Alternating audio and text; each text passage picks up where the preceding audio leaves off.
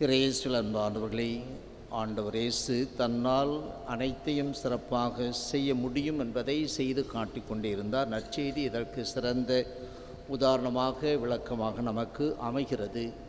இதற்கு ஒரே காரணம், தந்தை என்னை தனியே விட்டு விடுவதில்லை, நான் அவரோடு இருக்கின்றேன், அவர் என்னுள் இருக்கிறார், நானும் அவருக்கு உகந்தவற்றையே எப்போதும் செய்கிறேன் என்றெல்லாம் சொல்லி தந்தையோடு அவருக்கு இருக்கின்ற அந்த இணைப்பை அவர் உணர்ந்தவராகவே இருப்பார். இந்த இணைப்பு எப்போதெல்லாம் இந்த புதுமைகள் பலவிதமான ஆற்றல் செயல்படுகிற போது அவர்கள் இந்த ஆற்றல் குறைகிறது என்று உணர்கின்றாரோ அந்த நேரத்திலெல்லாம் சென்று ஜெபத்தில் தன்னை ஈடுபடுத்திக் கொள்வார்.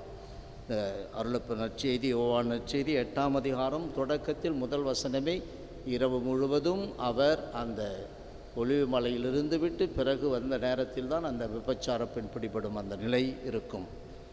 எனவே இதையெல்லாம் சொல்லி அவளை இனி பாவம் செய்யாதே என்று மன்னித்து அனுப்புகின்றார். இதற்கு முன்னால் பல புதுமைகள், ஏராளமான புதுமைகள், அந்த புதுமைகளின் வழியாக தீயதன் மீது வெற்றி கொள்ள நான் வந்தேன், பெயல்செபூலை கொண்டு நான் பேய் ஓட்டவில்லை, கடவுளின் ஆவி என்னில் இருக்கிறது, கடவுளின் ஆற்றலை கொண்டு நான் பேய் ஓட்டுகிறேன் என்பதையெல்லாம் அவர்கள் புரிய வேண்டும் என்று பலவிதமான போதனைகள், நிகழ்வுகள் எல்லாவற்றையும் செய்தார். ஆனால் அதையெல்லாம் புரிந்து கொண்ட பாமர மக்கள் அவர்கள் விசுவாசம் கொள்ளுகின்றார்கள்.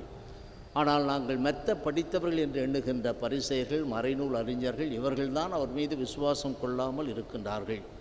எனவே அவர்களை சுட்டி காட்டித்தான், நீங்கள் கீழிருந்து வந்தவர்கள், நீங்கள் நான் யார் என உணர்ந்து கொள்ளவில்லை என்பதையெல்லாம் இன்றைய நற்செய்தியில் சொல்லுகின்றார். நாம் தினம் தினம் கோவிலுக்கு வருகின்றோம், தினம் அவருடைய திருவுடலை உட்கொள்ளுகின்றோம். நாம் நம்மையே பார்த்து கேட்டுக்கொள்வோம், இயேசு எனக்கு யார்? அவரை பற்றி நான் தெளிவாக புரிந்து கொண்டிருக்கின்றேனா? நான் உங்களை விட்டு போய்விடுவேன், போன பிறகு என்னை தேடுவீர்கள், போன பிறகு என்னை தேடுவீர்கள். அன்பானவர்களே, இது சரியாக அவர் சொல்லுகின்ற வார்த்தை. நான் போனபின் நீங்கள் என்னை தேடுவீர்கள்.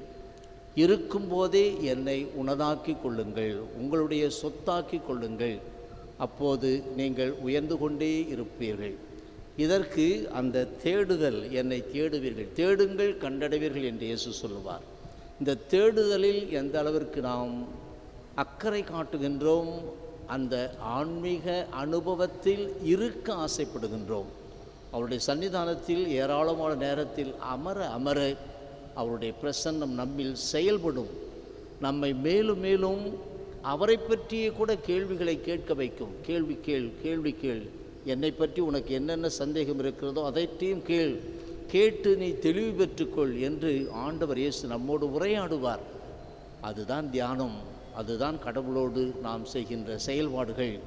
அன்பார்ந்தவர்களே, இந்த இடத்திலே சாத்தான் மார்க்க நற்செய்தியை தொடக்கத்திலேயே சொல்லும், நீர் யார் என எனக்கு தெரியும், நீர் கடவுளுக்கு அர்ப்பணமானவர் என்பதையெல்லாம் தெளிவாக அங்கே சாத்தான் சொல்லுவான். அப்போ நாம் சாத்தானை விட மிக அறிவில் குறைந்தவர்களா, கடவுள் அறிவில் குறைந்தவர்களா? இருக்கிறவர் நானே என்று சொல்லுகின்றார். தொடக்கத்தில் மோசே, என்னை அனுப்புகின்ற அந்த பார்வோன் என்னை பார்த்து யார் என்று கேட்பான். நான் சார்ந்திருக்கின்ற இஸ்ரேல் மக்கள் அவர்களும் கேட்பார்கள், யார் உன்னை அனுப்பியது என்று. அவர்களுக்கு நான் என்ன சொல்வது என்று கேட்கின்ற போது, இருக்கின்றவராக இருக்கின்றவர் நானே, ஐயாம் ஹூ ஐயாம், இருக்கின்றவராக இருக்கின்றவர் நானே. அவர் எப்போதும் இருக்கின்றவர், தொடக்கமும் முடிவும் இல்லாதவர். நாம் சின்ன குருகுலத்திலே கடவுளுடைய 6 லட்சணங்கள் அதை வாசிக்கின்ற முதல் பிரிவிலே. எனவே இதுவெல்லாம் நமக்கு சின்ன வயதிலிருந்து நமக்கு ஊட்டப்பட்டிருக்கின்றது. ஆனால் அது எப்போதாவது ஒரு நேரம் அணைய விட்டு விடுகின்றோம். அணைய விட்டு உலகு சார்ந்தவர்களாக இருக்கின்றோம். நான் மேலிருந்து வந்தவன், நீங்கள் கீழிருந்து வந்தவர்கள், எனவே அந்த வகையில்தான் உங்களுக்கு இதுவெல்லாம் தெரியாமல் இருக்கிறது என்று சொல்லுகின்றார். கீழிருந்து வந்தாலும் மேலிரு வரக்கூடிய ஆவியை உங்களுக்குள் பொழிவேன், அவர் உங்களை நிறை உண்மையை நோக்கி வழிநடத்துவார். அன்பார்ந்தவர்களே, இதை நாம் உணர்ந்து கொள்வோம். இன்னும் அவரை புரிந்து கொள்ள அந்த உயர்த்தப்பட்ட இயேசு, பாலைவனத்தில் அந்த வெண்கல பாம்பு உயர்த்தப்பட்டு அதை பார்த்தவர்கள் எல்லாம் குணமடைந்தார்கள். இங்கே உயர்த்தப்பட்ட இயேசு அவரை பார்க்கின்ற போது நாமும் குணம் பெறுவோம். இவ்வாறு அவரை முழுமையாக அறிந்து கொள்வதற்கு வேண்டிய நேரங்கள் ஏராளமாக நமக்கு கொடுக்கப்படுகிறது. அந்த தியான நேரங்களை நாம் சரியாக பயன்படுத்தி கோவிலுக்கு வருகின்ற ஒரு சில வினாடிகளாக இருந்தாலும் புரிந்து கொள்வோம். அந்த குருடன், பார்வையற்றவன், பாதையோரம் அமர்ந்து பிச்சை கேட்டு கொண்டிருந்தவன், அவன் என்ன தியானம் செய்தான்? இயேசுவை உடனே இடம் கண்டு கொண்டானே.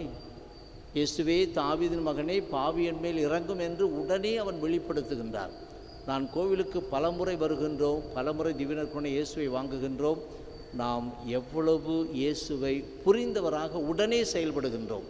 ஆண்டவரே என் மன்றாட்டை கேட்டருளும் என்று பதில் உரை சொன்னோம்.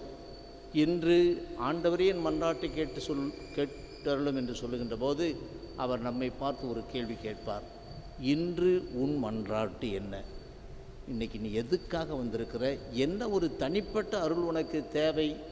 பூசை கருத்து வாசித்தோம். அதில் அந்த தனிப்பட்ட தேவைக்காக அந்த பூசை கருத்து ஒப்பு கொடுக்கப்படுகிறது. இன்று மற்றவர்களாகிய நீங்கள் உன்னுடைய தனிப்பட்ட கருத்து என்ன? இன்று ஆண்டவரே என் மன்றாட்டை கேட்டருளும் என்றால் உன் மன்றாட்டு என்ன? உணர்வோம். ஆமீன்.